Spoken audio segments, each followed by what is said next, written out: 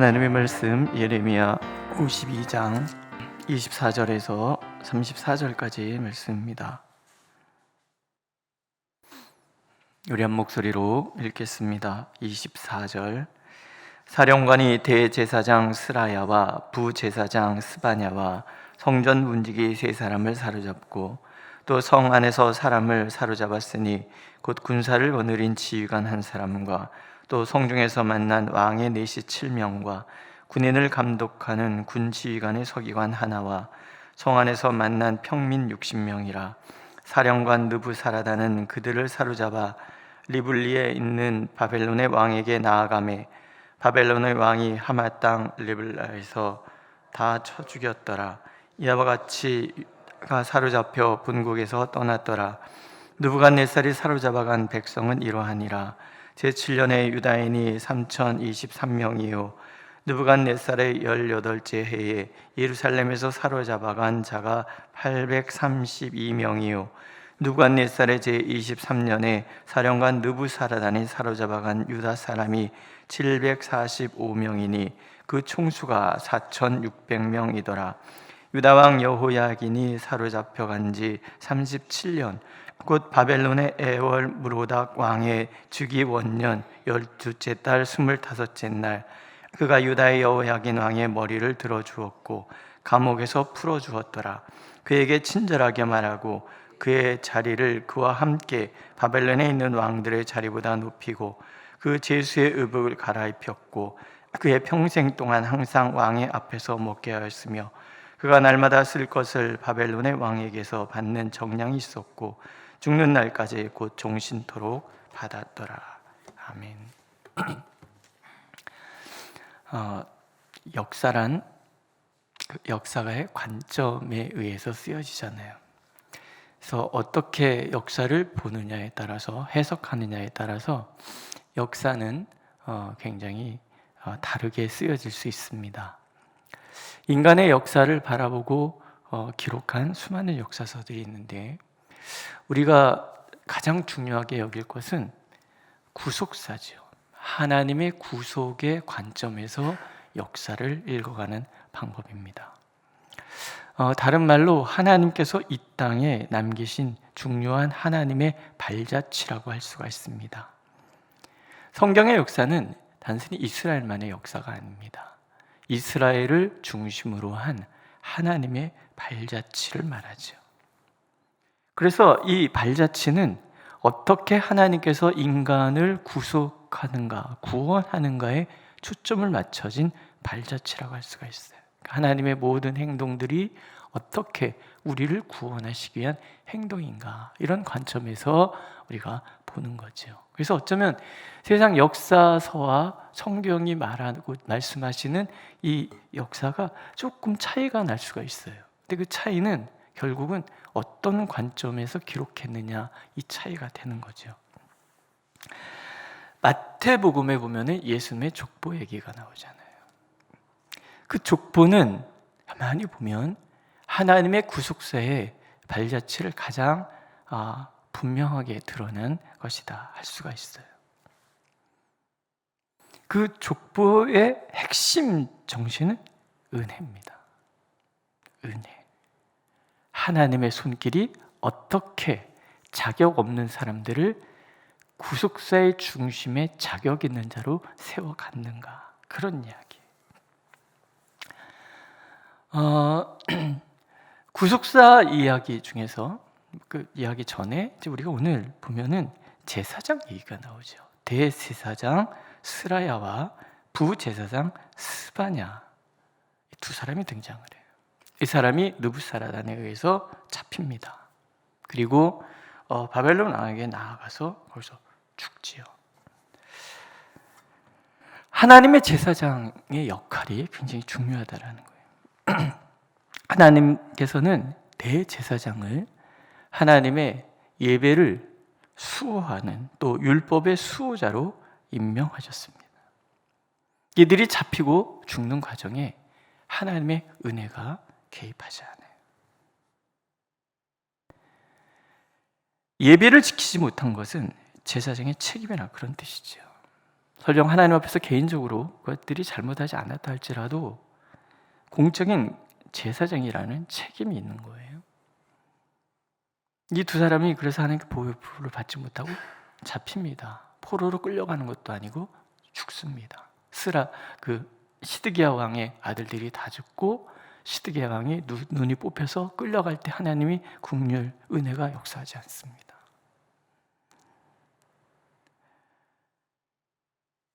요아스라는 왕이 있었어요. 여호사밧 왕의 아들이죠.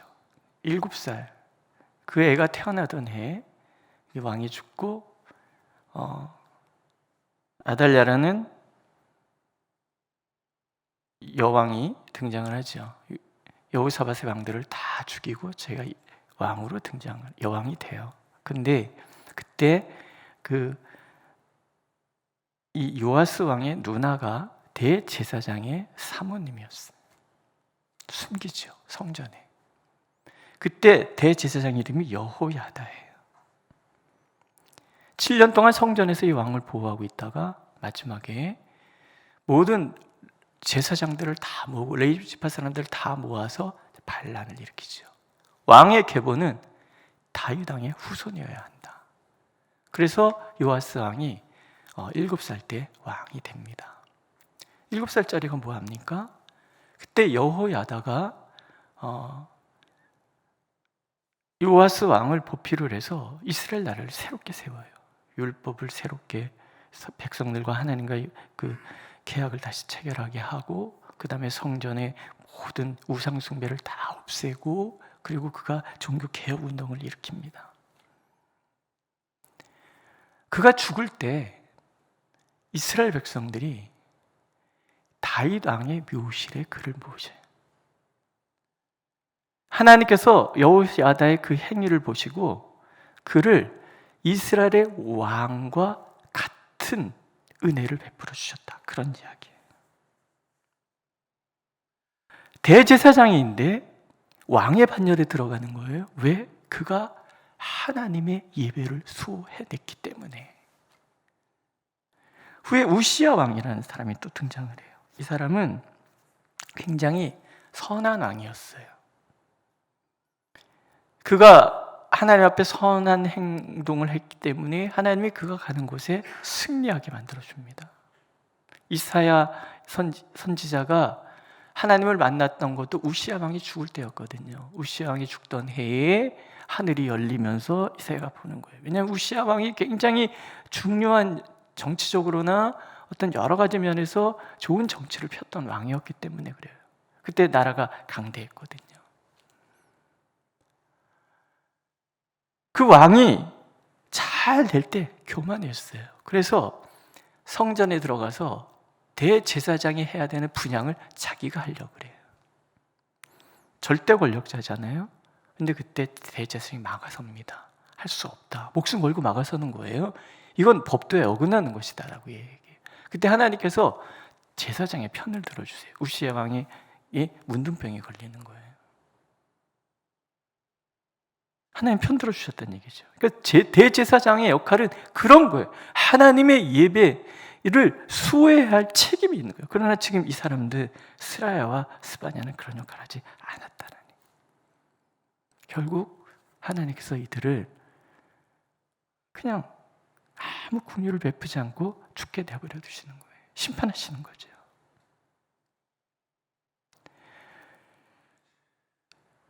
또 다른 왕들이 있어요. 여호아스, 여호야김, 그 다음에 시드기야 왕, 다 요시야 왕들의 아들들이에요. 근데 마태복음의 족보를 한번 보세요. 이들의 이름이 없어요. 요시야 왕 다음에 바로 여호야긴으로 넘어갑니다. 할아버지 밑에 손주가 대를 이어요. 예수님의 족보는 인간의 그 혈통에 의한 족보가 아니라는 얘기예요. 은혜의 족보예요. 므낫세라는 왕이 나오거든요.